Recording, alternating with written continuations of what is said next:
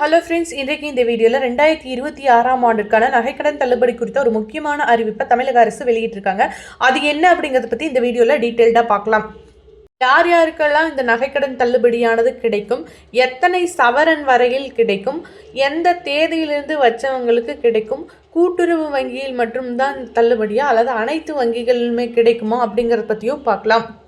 பொதுவாகவே மக்கள் அனைவருமே தங்களோட அவசர தேவைகளுக்கு பெரிதும் நம்பியிருப்பது இந்த நகைக்கடனைத்தான். ஆனால் இந்த நகைக்கடனை கூட்டுறவு வங்கிகள் வழியாக வாங்கும்போது நமக்கு குறைந்த வட்டியில் கடன் கிடைப்பதுடன் அதிகமான வட்டி தள்ளுபடி மற்றும் சில சமயங்களில் முழு கடன் தள்ளுபடியும் அறிவிக்கப்படுகிறது. அந்த வகையில் 2021ஆம் ஆண்டு நகைக்கடன் தள்ளுபடியானது 5 சவரன் வகையிலும் 6000 கோடி ரூபாய் தள்ளுபடி செய்யப்பட்டது.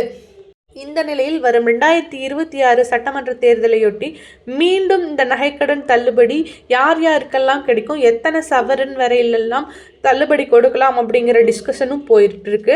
ஸோ கூடிய சீக்கிரமே இந்த நகைக்கடன் தள்ளுபடி யார் யாருக்கு கிடைக்கும், கூட்டுறவு வங்கியில் வைத்தவர்களுக்கு கிடைக்குமா, எந்த தேதி அனைத்துமே வெளியிடப்படும் அப்படின்னு சொல்லியிருக்காங்க. ஏற்கனவே பீகார் சட்டமன்ற தேர்தலின் போது பெண்களுக்கு கொடுக்கப்பட்ட 10,000 தொகையினால் அந்த கூட்டணி வென்ற பேச்சும் இருப்பதால் கண்டிப்பாக அதிகமான வாக்குறுதிகளில் இந்த தேர்தலில் அரசியல் கட்சிகள் அள்ளி வீசும் என எதிர்பார்க்கப்படுகிறது.